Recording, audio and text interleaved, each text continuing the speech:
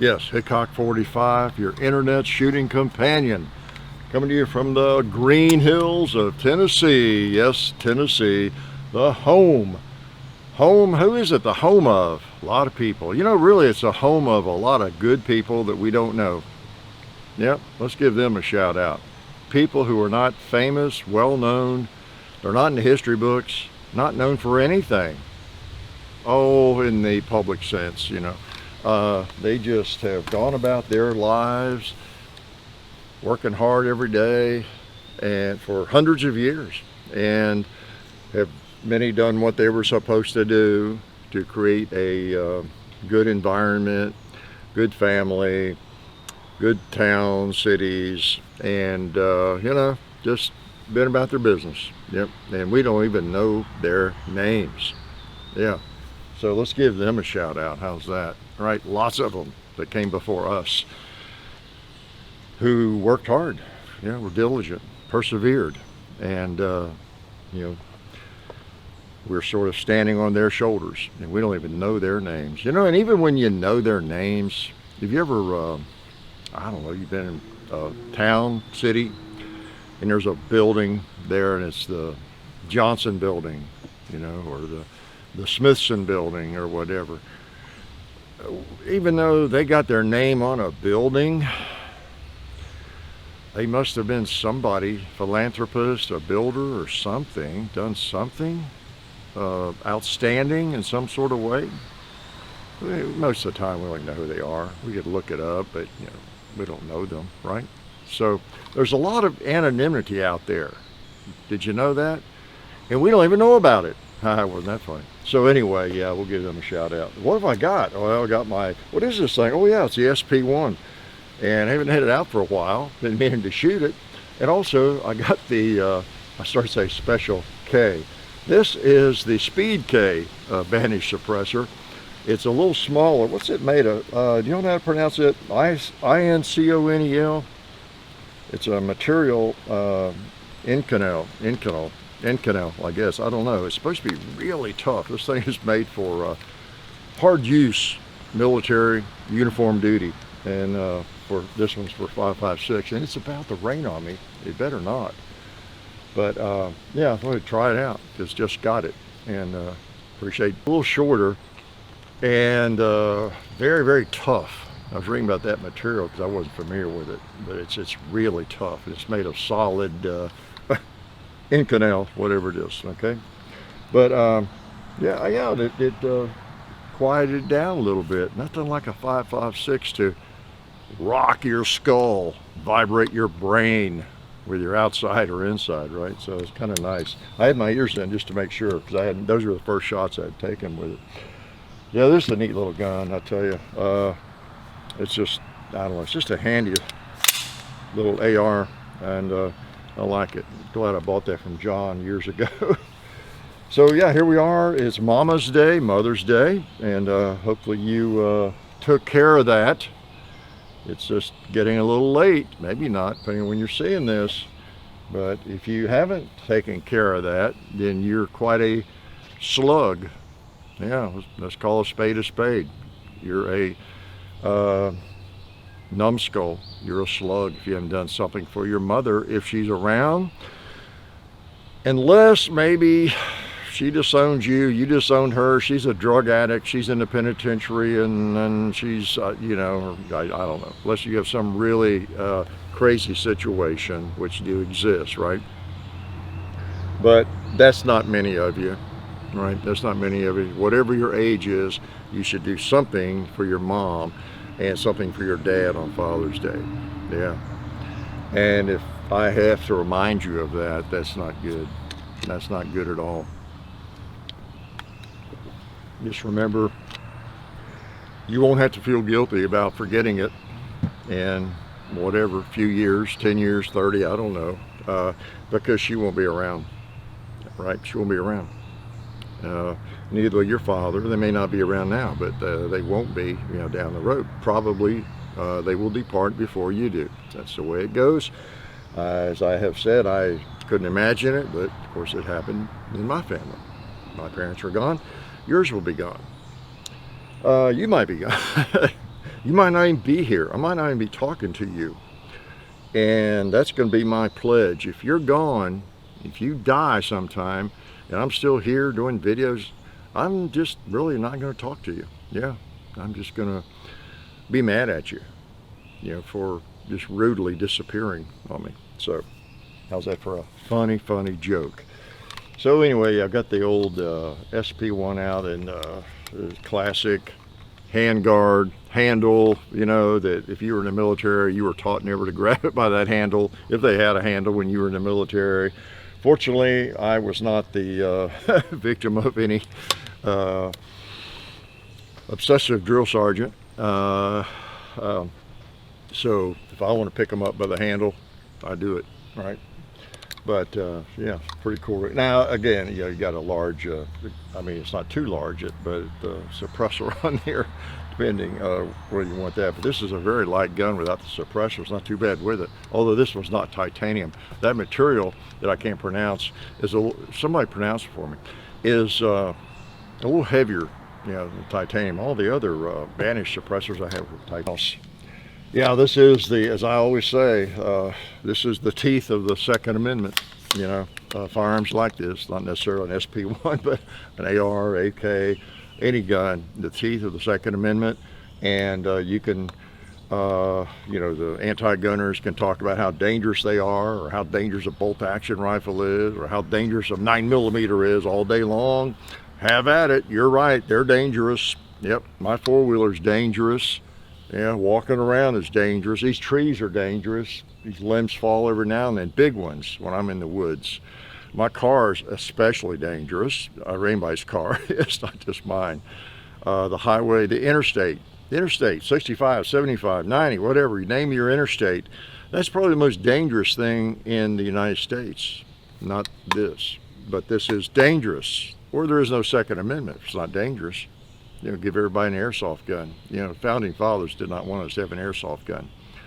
And, well, you can have all the airsoft guns you want, but you want something a little more effective than that, right?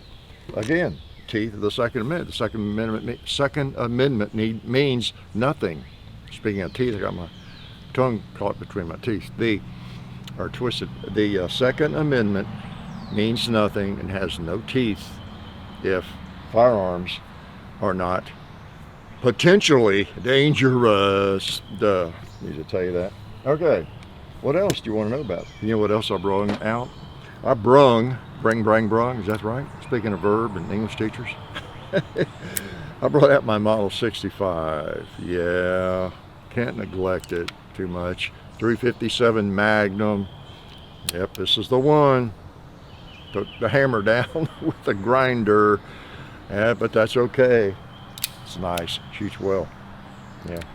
Yeah. Again, by the way, if I do get a storm, they're trying to storm on me.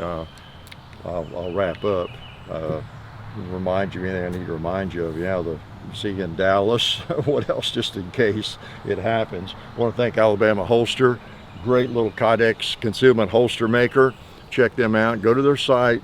You will find something that you will like, okay? Tell them I sent you, I was there, I made you go, okay? And then you'll be happy, right? You won't be mad that I made you. AlabamaHolster.com, great play. Wideners, ammo from everywhere, appreciate their support. Talon grips, Ballistol, we're really lucky.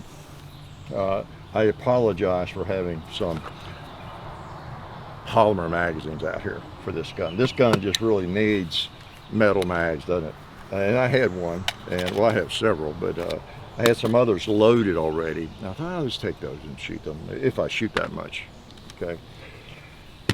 It's not exactly sacrilegious to shoot a polymer magazine in one of these old ARs, but it's kind of like an AK, an old AK, and using polymer magazines in an old AK. You know, it just doesn't seem right? Should be illegal, don't you think? Okay, you know, the reminders so that if I get rained out, I can feel okay about it. I'll remind you about Dallas. I'll see you there. You know, one thing I talked last week, wasn't it last week, about being careful how you can make a mistake, you know, and I admitted to getting hit, you know, in the road, my car and all that kind of thing. One thing I meant to mention and I didn't, and that's one reason that's one thing that made me think about that is I'm confessing all my idiocy. I ended up deleting a whole string of files from my laptop I did not mean to delete from the master list of files. Something, it doesn't matter what it was. I have things separate, personal stuff, business stuff, and all that kind of thing. But and things I back up all the time. But I deleted. It was actually personal stuff, files and things, unintentionally, a couple of weeks ago. And boy, if you've ever done that, whoa. My biggest loss in terms of files was back in 90 or 91, my first year or two of teaching, first year I think, back in teaching in 1990. And I had a Macintosh and I had a portable hard drive, a big 10 megs or something, you know, back then that was big. It sat on that and everything, it made it faster and all.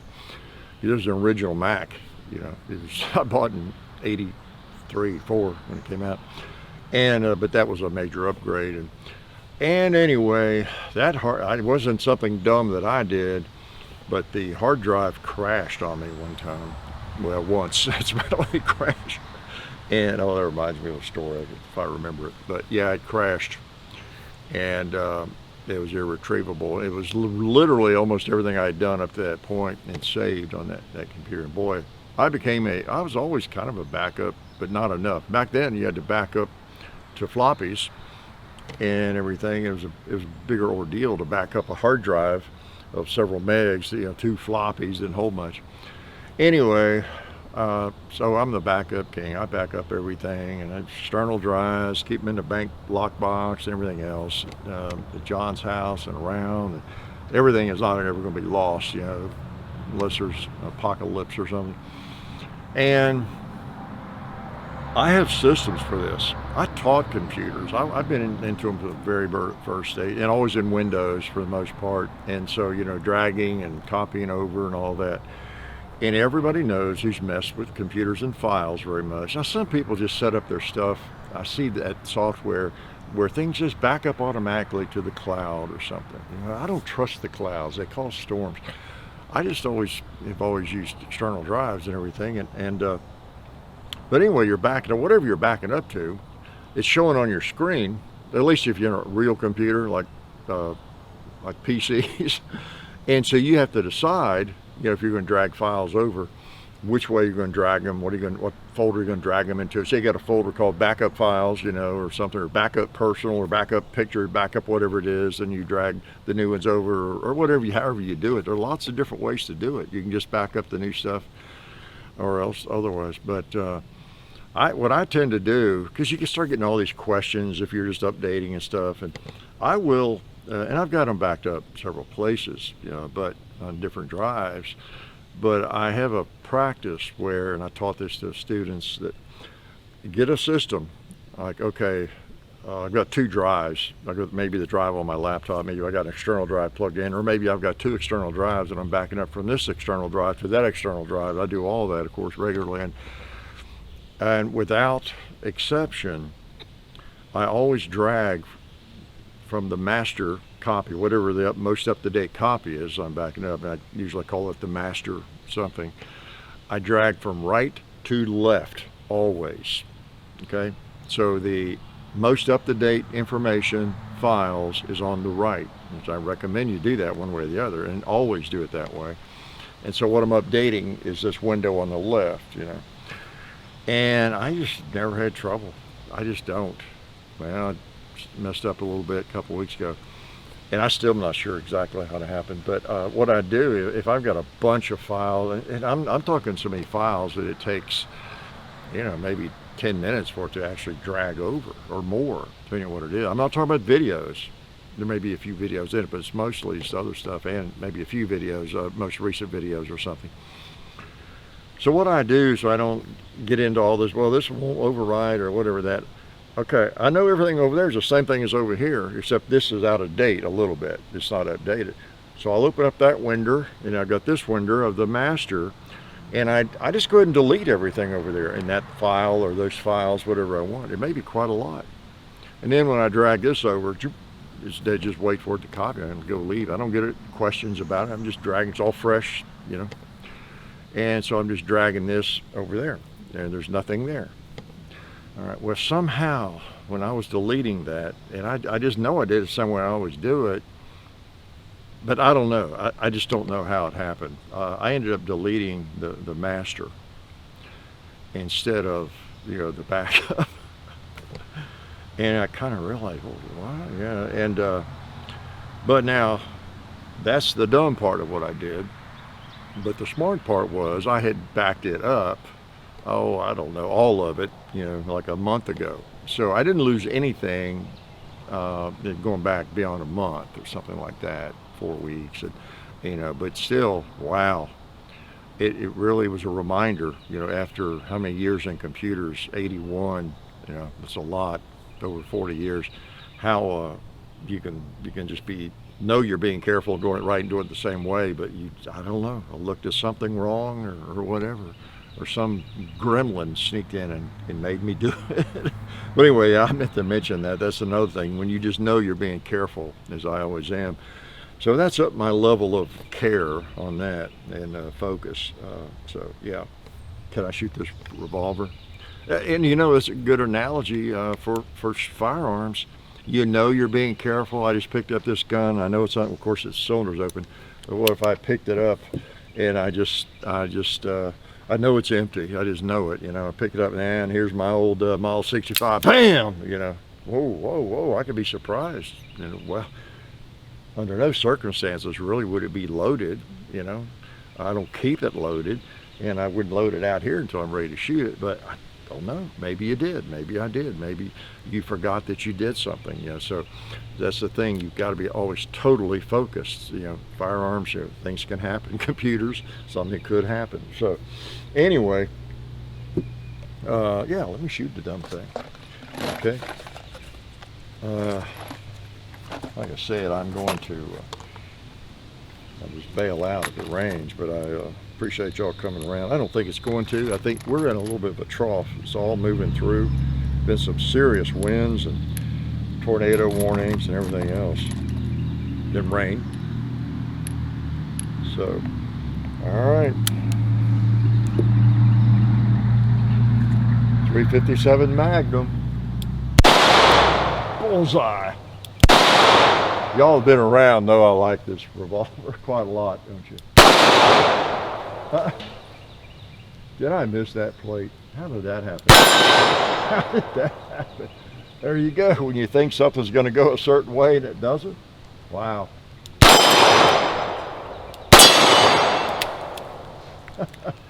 It's easy to miss. It's easy to mess up, isn't it?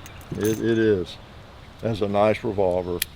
A lot of you, smoke is getting me all choked up. A lot of you would think I'm so dumb. Well, I'm dumb anyway, but for grinding off that hammer. Well, you know, these have become very collectible. And when I did that, it wasn't as collectible, I'll say. It wasn't long after I got it. It's been a long time, decades. But boy, it just makes it a nice carry gun.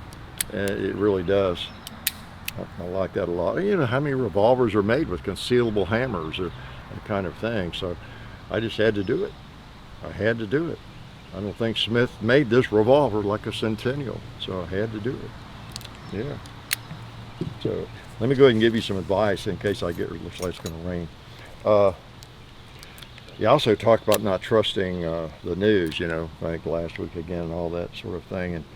And really, young people, this is so important, especially in election year and anytime, with all the craziness going on. You really have to look at people's motivation and their agendas, because if you can't see what the agenda is, it's hard to evaluate the information, because everybody's got some sort of agenda. As I've admitted, we have an agenda. We want you to watch our videos. Fortunately, the nature of it and firearms, and there's always more guns to do. I've got a list this long of guns I want to bring out and do, just come out and shoot and let you join me. But so I don't have to, I don't know, get crazy to try to think up a reason for a video. Thankfully, I wouldn't do it, you know, I wouldn't do it. I just like shooting and guns and have a collection, and I'm always trading and selling, buying, and you know, and there's always another gun. We're fortunate to get guns lent to us to do these sorts of things, and people are somebody's interested in almost any firearm we do. So you don't have to play a lot of games. Wouldn't do it anyway. But think about media again, whether it's YouTube or it's your network stations, cable stations, or whatever it is, and whatever you see coming across there, whatever kind of advice, just whatever it is, and ask yourself, why do they want me to watch? Are they trying to sell something? Are they just sharing an interest of their hobby or whatever it is? And what they say and the approach, and you begin to get a feeling about it, don't you? You know, well, look at the thumbnails on a lot of videos. Silver to the moon, you know, gold at 50,000, you know, those kinds of things. So they're trying to, you know, to bait us and get us in there to look at whatever it might be. Financial crash is coming, you know. Interest rates are bound to go up or come down, or just whatever it might be. Eat this and die. Oh, you know what? I'm going to get rained on. Let me shoot this again before I do. But anyway, really evaluate what's going on, because a lot of people really do have an agenda, and why are they making a video every day or 2 days, right? Make sure you can sort of figure that out. All right. Nice.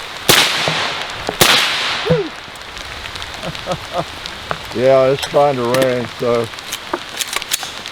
I don't want to ruin my camera and my stainless steel gun, so I'm probably going to have to bail out. I guess I covered everything I wanted to talk about. If it dries out a little bit or quits raining, maybe it's not going to rain. Yeah, I think it is. Oh well. Well, I enjoyed it for the time we spent together, and I really do appreciate you all. I don't say it often enough. It's just, shooting is fun. The hobby is great fun, and maybe it's not going to rain.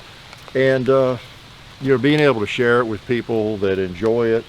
You know, speaking of agenda, you wouldn't be watching if you didn't like firearms, and so, you know, you enjoy firearms and shooting and guns. You're interested in learning about firearms that are out there. And so, you know, I feel like it's, you know, regarding what I was just talking about and agendas and everything, which I admit we want you to watch, but I feel like it's a mutual kind of an arrangement. You know, I am fortunate to be in a position where I'm not worried about my next meal, and I can quit doing this anytime I want. I can be totally independent, go sit on the porch and rock, or go mountain climbing, whatever I want to do, and never do another video. I think you know that. And so, I'm fortunate to have a nice gun collection, and I enjoy them all, that I can share them, and I enjoy sharing them. Yeah, that's my agenda, you know, pretty much. And hopefully you learn enough, not in terms of deep technical information maybe, but at least a little bit about the firearms that I have and that I shoot, and hopefully my opinion, John's opinion, means a little bit, not because we're so smart or geniuses, even though I am, right? But because I have shot so many firearms. So, and I do have opinions about anything I pick up and fire, take apart and mess with it. I can't help but have an opinion about it, because I've had so many firearms in my hand and taken so many apart and cleaned them and, you know, fired them and everything. So how could I not have some opinions, fairly strong opinions? Although I try not to, even if it's something I don't like too much, I try not to be too mean, you know, about it. Looking at myself, because you know, I learned early on Not because I'm afraid to say what I think. I do say what I think. But I realized early on doing these videos, I don't know, criticizing something, making a little bit of, well, of course, I know I'm guilty of making fun of high points sometimes, but making a light of some gun or whatever, or some gun I didn't really like very much, and I thought nobody's going to like that thing, that gun, who would like that? And just so many people left comments about how they own that gun, they really like it. And so glad we did a video on it. They just really like it, you know. I could just feel the exuberance, you know. And that was kind of a kick in the pants in a way. It helped me realize that just because, you know, I've been messing with firearms so long, and, you know, there's obviously going to be firearms that oh man, I just couldn't know how people can like that. And that's just natural, though, whatever it is, cars, guns, knives, all. A lot of people do like it. You know, and I realized, well, I'm going to be honest about what I think, but I'm not going to go out of the way to bash something that I know probably a lot of people like this. And not necessarily just because it's cheap or something. You know, it's not even a snobbish thing always. You know, like look at the AR got wet. It'll never fire again, will it? Like the Chiappa is a good example, I guess. There's nothing all that cheap necessarily about a Chiappa pistol, I guess, you know. And maybe I was, you know, I didn't hold back on how ugly I thought that it was, you know, but a lot of people like those, love them. And the little bit of criticism I did put forth on that, and it was basically appearance, man, people just got mad at me. They get mad at me in that video, you know. I'm just a traditionalist, you know. There's my tradition. If it's a revolver, I want it to look more like that. Whoops. So, you know, I got my biases, and just like you do. And I think y'all understand that. You cut me some slack. I'm an old guy, you know. Obviously, I grew up with old Smiths and Colts and everything, and so, you know, it's just kind of natural. And then since I shoot so much, you can't help but be a little bit of a snob. You become a little snobbish, whether it's motorcycles or you name the area, right? The more you deal with something, the more particular you get, right? Go to someone's house who maybe one of their hobbies is being a chef, cooking. Maybe they do it for a living too or something, I don't know, but oh man, their kitchen's immaculate. They got all the tools you've never even seen before for cooking, utensils, and the way they do things and all that. They may not be wealthy or anything, but that's just their area. They've dealt with it. They've cut meat for 30 years, and they know the best cuts and where to cut and all that, you know, how to cook. And so they get a little snobbish. It's just the way it is. That's probably not the right word. They get a little particular, and it might bother, you know, you or me. And you wonder how they got that way, right? So anyway, you're going to be that way with firearms the more you learn. Can I shoot this thing again? I'd hate to leave here with just 6 shots out of it. All right. Boom. Oh yeah, that's right. Those are Magnums. I was thinking they were 38 special. Hot.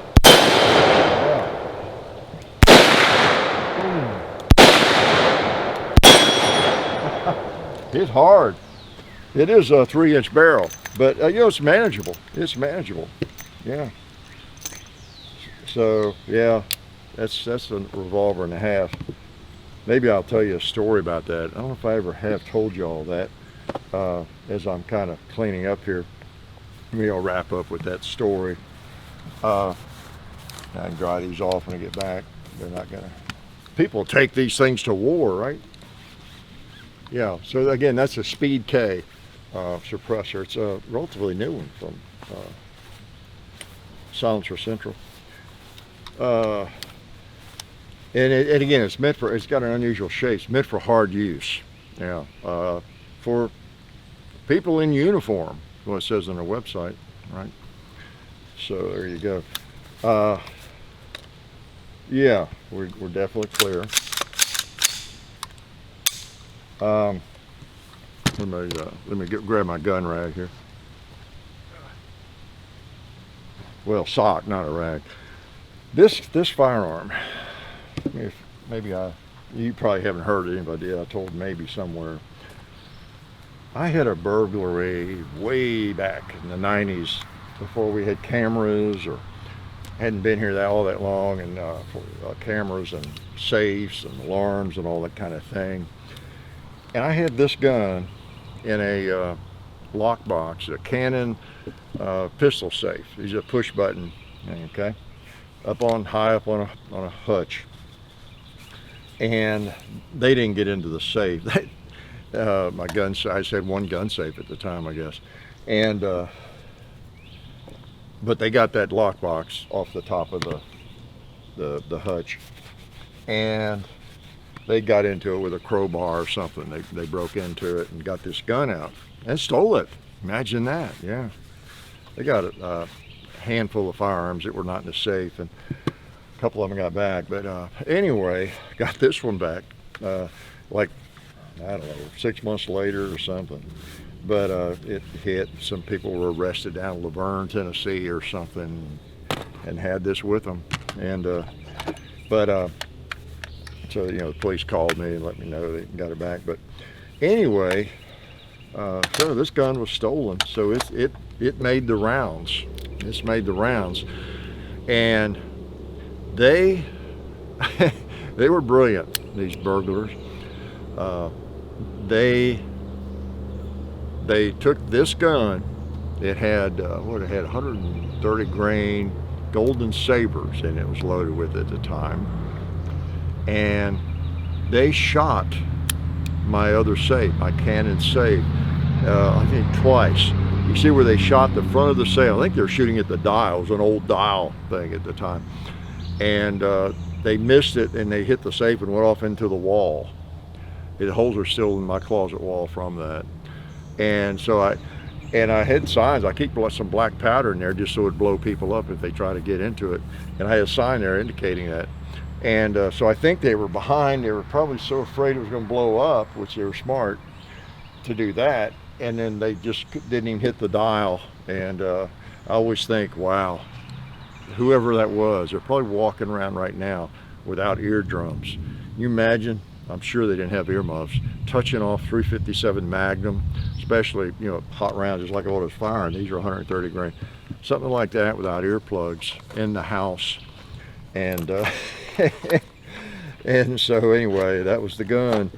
And then it came back, and it's always been a favorite. You know, it's made the rounds, made the rounds. So a little history with that, no doubt. So I think you're dying to know that. And there's just not much worse than a low-life thief, is there? Well, there is, but they're right near the top, a thief. How about work for a living and you know, buy your own stuff, you know, not steal other people's stuff. So anyway, that's a Model 65 again, Smith & Wesson 357 Magnum. This is an SP1 AR with the Speed K Banish suppressor on it. You know, I'm Hickok 45 with some wet stuff here to dry off, and I thought we would have to have an abbreviated visit today, but it really has not ended up all that abbreviated, right? So strange goings on in the sky. You probably hear some of the thunder, and heard the loudest thunderclap I think ever in my life. That lightning strike must have been just very, very, very close. This was about an hour ago or so. So my wife's been after me. I'm out here setting up. She's, well, you know, there's a tornado warning and so and so. Yeah, well, probably so. Got to go sometime, you know. Got to go sometime. You know, I just thought, well, maybe it'd be cool if I got struck by lightning on air. You know, y'all could actually see it. You know, it might make some people really happy. You know, there's probably some trolls out there that would, yeah, get 1 billion views. The trolls that hate me would get to see me get struck by lightning, and my hat catch fire, and my hair catch fire. Now, I appreciate y'all watching, and I'm going to let you go, and maybe I'll get back to the house without getting struck by lightning. without getting my guns wet again, say, hey, maybe I just sort of knew that. I brought out something stainless and an AR, mostly aluminum, right? Yeah, aluminum's not gonna rust. So y'all have a great week. Hope to see you in Dallas at the, well, anywhere. I'll be there at least Saturday, and probably more so. So say hi, and hope to see you at the SDI booth and at the or at the Silencer Central booth. Okay. Again, you don't have to be politically inclined towards one or none or all the gun rights organizations. This is the biggest gun exhibit, of the year, and that's the main reason people attend these days, especially. Yeah. So don't feel guilty if you want to go. Don't feel like you're going to be victimized by the trolls online or the people who are kind of preoccupied with trying to out Second Amendment everybody and virtue signal a little too much. Okay, if you say one little thing or do one little thing, it might not be I don't know, agreeable to the entire club. You're ostracized. So don't worry about that. Just support the gun rights, do what you can, and vote, and stay in touch with your representatives. Hopefully you do support almost all the gun rights organizations. That's what I do, kind of a shotgun approach. And, be a good ambassador for the shooting sports. And try not to worry too much about people who might not like you for something. I promise I'll like you. Well, not necessarily, but anyway, glad you came by, and I hope to see you, well, yeah, next Sunday, if I make it back from Dallas. I hate driving in Dallas. I just said that, didn't I? Yeah. So anyway, have a great week. Life is good.